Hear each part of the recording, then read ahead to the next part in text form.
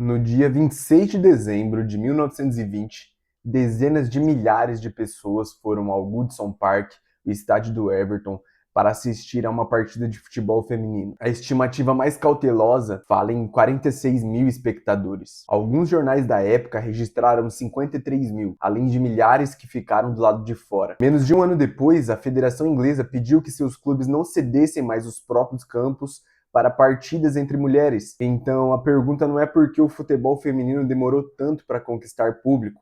A pergunta é outra. Se ele já atraía tanta gente, por que foi praticamente empurrado para fora do esporte? Quando a gente olha para a história do futebol feminino, é comum imaginar uma evolução lenta. Primeiro ninguém ligava, depois algumas mulheres começaram a jogar, o público foi aparecendo e muitas décadas depois o esporte finalmente cresceu. Só que na Inglaterra essa linha não foi contínua. O futebol feminino já tinha equipes conhecidas, jogadoras tratadas como estrelas, excursões internacionais, partidas beneficentes e público suficiente para ocupar alguns dos principais estádios do país. O que aconteceu em 1921 não foi simplesmente uma falta de incentivo, foi uma intervenção institucional que retirou as condições materiais de crescimento.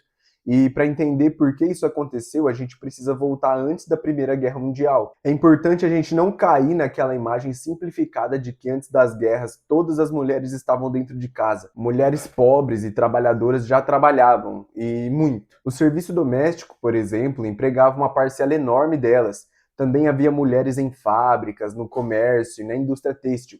Mas existia uma divisão muito rígida sobre quais trabalhos, comportamentos e espaços eram considerados femininos. O salário era menor, as oportunidades eram limitadas e a presença pública da mulher era constantemente vigiada. O futebol entrava exatamente nessa disputa. Mulheres já haviam formado equipes no século XIX, mas os jogos eram muitas vezes tratados como espetáculo exótico, motivo de piada ou ameaça aquilo que se entendia como feminilidade. A mulher podia trabalhar quando a necessidade econômica exigia, mas correr, disputar bola, levar choque, ocupar o estádio e ser admirada por isso atravessava uma fronteira social muito mais sensível. A Primeira Guerra Mundial bagunçou essa fronteira. Milhões de homens foram mobilizados. Em apenas 8 semanas, mais de 750 mil britânicos se apresentaram voluntariamente e a guerra passou a consumir mão de obra numa escala gigantesca. Entre 1914 e 1918, estima-se que cerca de 2 milhões de mulheres tenham substituído homens em diferentes empregos no Reino Unido.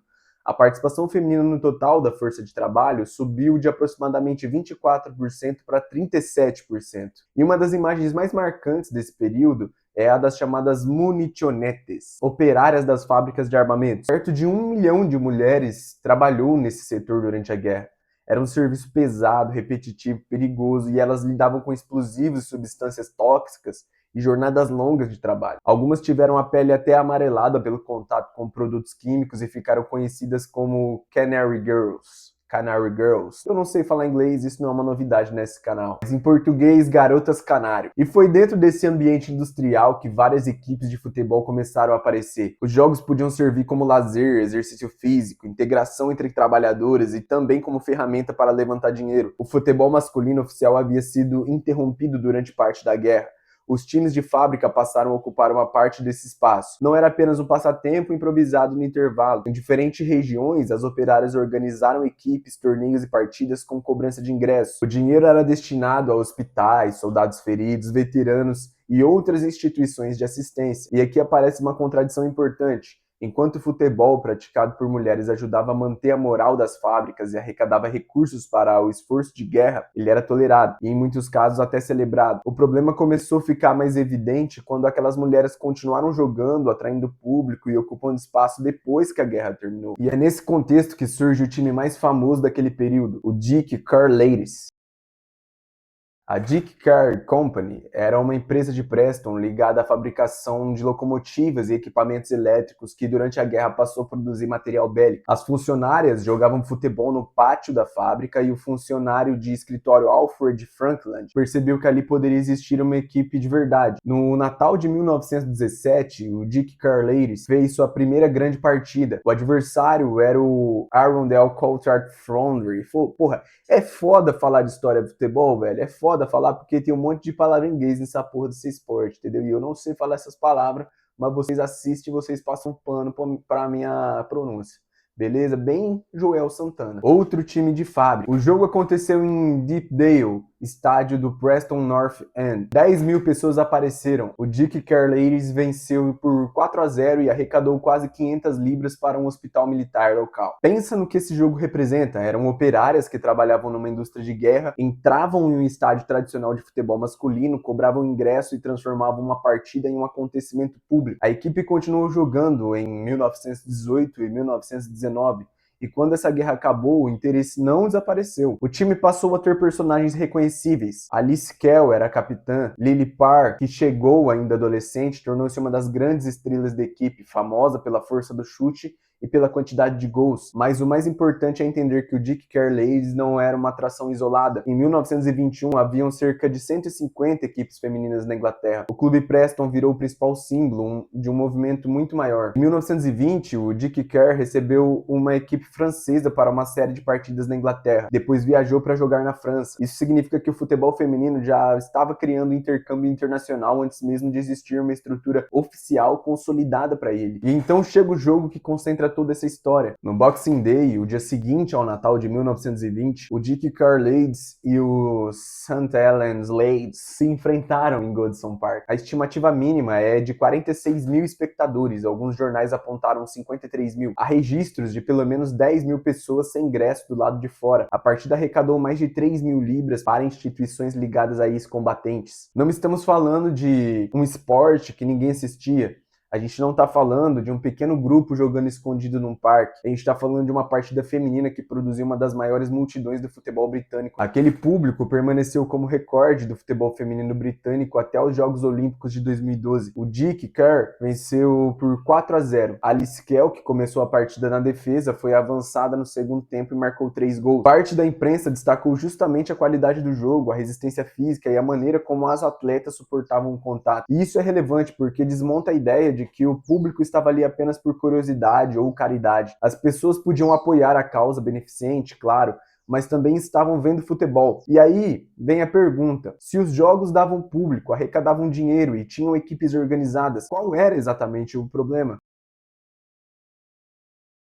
Com o fim da guerra, os homens começaram a retornar. O país enfrentava desemprego, tensão social e pressão para recolocar os ex-combatentes no mercado de trabalho. Ao mesmo tempo, crescia uma tentativa de empurrar as mulheres de volta para as funções consideradas apropriadas. Depois da guerra, a participação feminina no emprego voltou a cair. O futebol feminino carregava uma lembrança incômoda daquele período. Mulheres haviam ocupado empregos masculinos, recebido salário, formado redes próprias, viajado, arrecadado dinheiro e conquistado visibilidade pública. Isso prova que a Federação Inglesa proibiu o esporte por um único motivo? Não. O documento sobrevivente não diz isso. E seria desonesto fingir que existe uma confissão explícita, mas o contexto importa. Os debates da época misturavam diferentes argumentos. Havia quem tratasse o futebol como excessivamente violento para o corpo feminino, havia o medo de que o esporte tornasse mulheres masculinas, havia uma leitura moral sobre roupas, contato físico e exposição pública.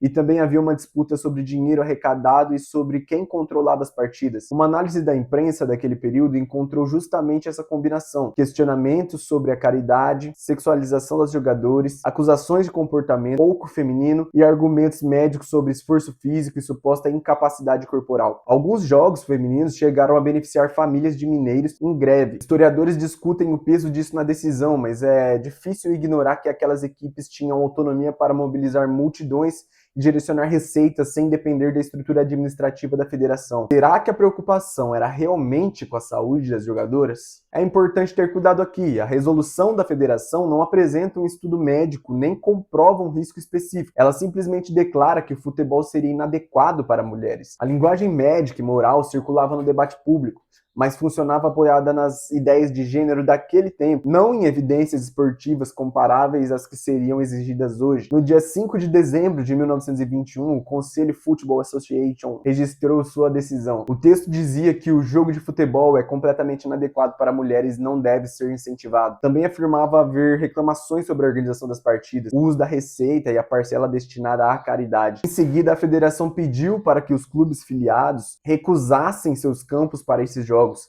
Percebe a forma da decisão? Ela não precisava afirmar que uma mulher seria presa se chutasse uma bola. Não precisava dissolver cada equipe por decreto. Bastava fechar a porta dos estádios. Na prática, o que fizeram foi retirar tudo aquilo que permitia que o esporte continuasse crescendo. Sem os principais estádios, diminuía a capacidade de público, com menos público caía a arrecadação, com menos arrecadação ficava mais difícil viajar, organizar partidas e manter as equipes. Sem reconhecimento oficial, árbitros registrados não podiam atuar, e sem acesso regular aos centros de futebol, a cobertura dos jornais também diminuía. O futebol feminino não desapareceu porque o público perdeu interesse. Ele foi deslocado para parques, campos menores e instalações de outros esportes. Ele foi marginalizado. O Dick Carleiros continuou existindo. Fez uma excursão pelos Estados Unidos e chegou a enfrentar equipes masculinas. Outros clubes também mantiveram atividade, mas sobreviver não é a mesma coisa de se desenvolver em igualdade de condições. Um exemplo ajuda a visualizar isso. O Manchester Corinthians, fundado em 1949, jogava no Fog Lane Park. Segundo a própria história publicada pela FA, em algumas ocasiões as atletas precisavam se lavar num lago próximo porque o vestiário não tinha água corrente. Compara isso com o que o futebol masculino conseguiu durante as mesmas décadas. Ligas, categorias de base, estádios, bilheteria regular,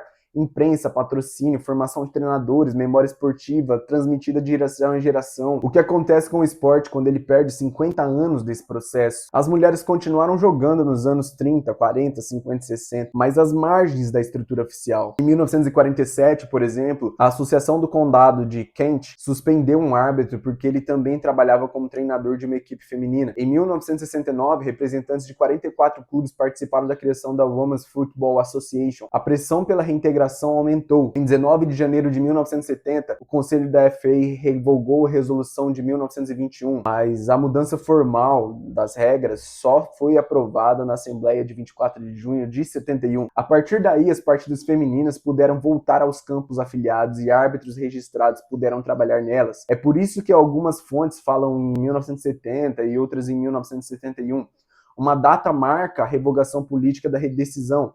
A outra marca a mudança regulamentar que devolveu de fato parte da estrutura. A primeira seleção feminina oficial da Inglaterra ainda teria de esperar até 1972. E quando alguém olha para o futebol feminino atual e diz que ele tem menos tradição, menos investimento ou menos público porque começou depois, essa história obriga a reformular essa pergunta. Começou depois ou foi impedido de continuar? O jogo de 1920 mostra que já existia público, jogadoras, clubes, rivalidade, circulação internacional e capacidade de arrecadação. O que faltou não foi o interesse natural. O que foi retirado foi o acesso aos mecanismos que transformaram uma prática esportiva em uma instituição duradoura. Estádio não é apenas concreto e arquibancada, é bilheteria, visibilidade. Quando uma geração não encontra campos, a geração seguinte encontra menos equipes. Quando não existem equipes estáveis, surgem menos treinadoras, dirigentes, árbitras, referências. Quando a imprensa passa décadas sem tratar aquele esporte como parte central do futebol, o mercado usa essa ausência como justificativa para continuar investindo menos. Por isso, as desigualdades atuais de investimento não começaram ontem. Elas também são consequências de decisões tomadas quando o futebol feminino já demonstrava que podia ocupar grandes estádios. A história não é a de um esporte que passou o século inteiro tentando convencer o público a aparecer. É a história de um esporte que colocou dezenas de milhares de pessoas numa arquibancada e logo depois perdeu o direito de usar as principais arquibancadas do país. Se você quer saber sobre futebol muito além das quatro linhas, se inscreva no canal e deixe seu like. Agradeço pela sua atenção até aqui, valeu, até mais!